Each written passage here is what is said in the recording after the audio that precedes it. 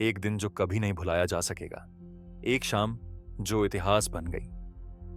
वो दिन मुंबई के लिए बस एक और आम दिन था, लेकिन उस शाम कुछ ऐसा होने वाला था जो इस शहर की धड़कन को हमेशा के लिए बदल देगा। लोकल ट्रेनें जो रोज की तरह अपने रास्तों पर दौड़ रही थीं, उस शाम ठीक शाम के 6:24 पर पहला धमाका, एक ऐसी आवाज जो सिर्फ इस शहर को ही नहीं पूरे देश को हिलाकर रख देगी। जितनी देर में एक लोकल की रफ्तार रुकी, उतनी ही देर में पूरी मुंबई की जिंदगी बदल गई। कुछ ही मिनटों में 7 अलग अलग स्टेशनों पर धमाके हुए। हर स्टेशन पर मौत का साया।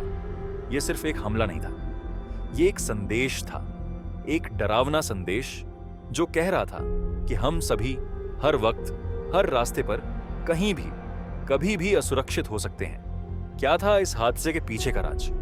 क्या हमारे बीच कोई था जो यह सब कर रहा था, या फिर दुनिया के किसी कोने से इसे यहां लाकर छोड़ा गया था? नमस्कार, मैं कर्ण रंधावा।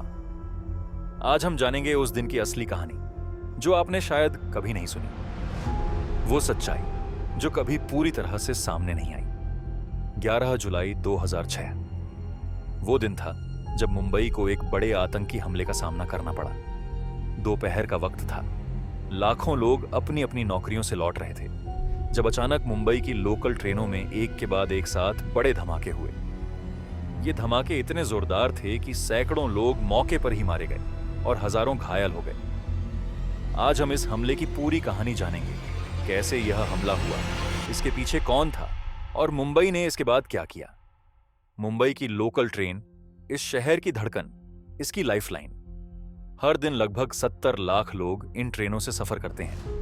भीड़ भरी बोगियां, थके हुए चेहरे और रोजमर्रा की जिंदगी का संघर्ष, सब कुछ वैसा ही था। लेकिन उस दिन 11 जुलाई को सफर का मकसद बदल गया। मुंबई में 3 बड़ी रेल लाइनें हैं, वेस्टर्न, सेंट्रल और हार्बर। वेस्टर्न लाइन सबसे व्यस्त। चर्च गेट से लेकर वसई तक यह लाइन दौड़ती है। ट्रेन के फर्स्ट क्लास डिब्बों में आमतौर पर ज्यादा भीड़ होती है। यही कारण है कि लोग लोकल ट्रेनों में सफर करना पसंद करते हैं, खासकर ऑफिस टाइम में। और फिर वो घड़ी आ गई। शाम के 6:24 पर एक के बाद एक साथ धमाके हुए। वो भी उस वक्त जब लोग काम से थके हारे घर लौट रहे थे।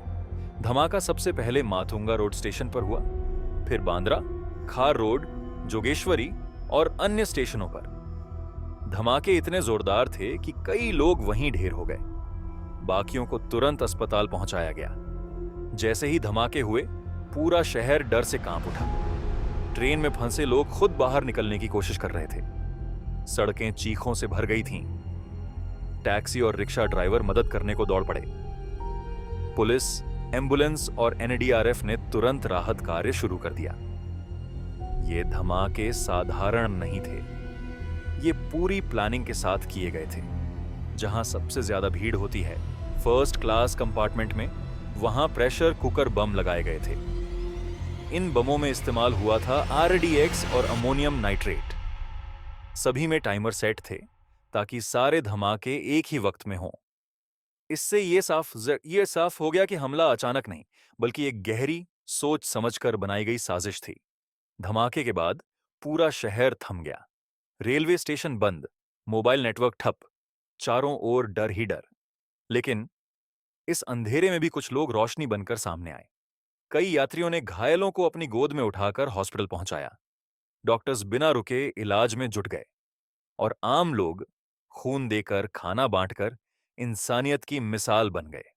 सबसे बड़ा सवाल था, यह हमला किसने किया? शुरुआत में शक गया सिमी और कुछ अन्य आतंकी संगठनों पर। लेकिन जैसे जैसे जांच आगे बढ़ी, पर्दा उठता गया। साफ हो गया, इसमें लश्कर-ए-तैयबा और पाकिस्तान की खुफिया एजेंसी आईएसआई का हाथ था। हमलों की प्लानिंग बाहर बैठकर की गई थी। इंडियन मुजाहिदीन और एसआईएमआई के कुछ कट्टरपंथियों ने इसे अंजाम दिया। हमले के बाद भारत सरकार और जांच एजेंसियों को तुरंत एक्शन लेना पड़ा। जैसे जैसे सबूत इकट्ठा हुए, पाकिस्तान का नाम सामने आता गया। यह साबित हुआ कि हमले के पीछे पाकिस्तान के आतंकी संगठन और आईएसआई की पूरी मदद थी।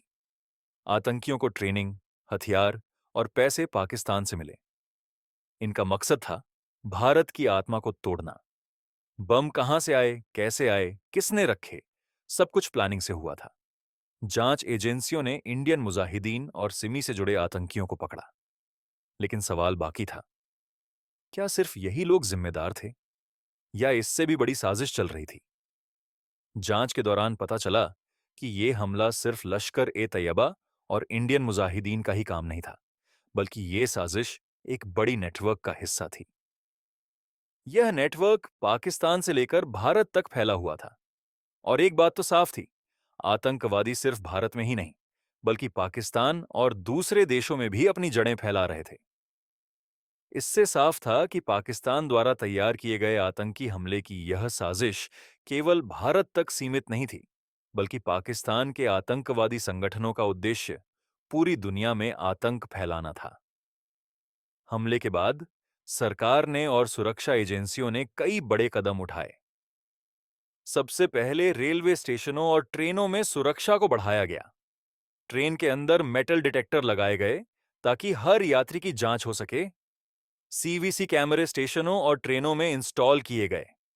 और सबसे जरूरी बात, पुलिस और सुरक्षा एजेंसियों के बीच बेहतर समन्वय को बढ़ावा दिया गया। लेकिन क्या यह कदम पर्याप्त थे? क्या इससे भविष्य में ऐसे हमलों को रोका जा सकता था? हमले के बाद भारत सरकार ने आतंक के खिलाफ कड़ा रुख अपनाया। जांच में जो लोग पकड़े गए, उनके खिलाफ UAPA unlawful activities prevention act के तहत केस चला। करीब 13 लोगों को आरोपित किया गया। मुकदमा कई साल चला और आखिरकार 2015 में कुछ लोगों को फांसी और कुछ को उम्र कैद की सजा सुनाई गई। वीडियो देखने के लिए धन्यवाद दोस्तों। अगर आपको यह वीडियो अच्छा लगा तो सब्सक्राइब करें। मिलते हैं फिर एक नए वीडियो में। शुक्रिया।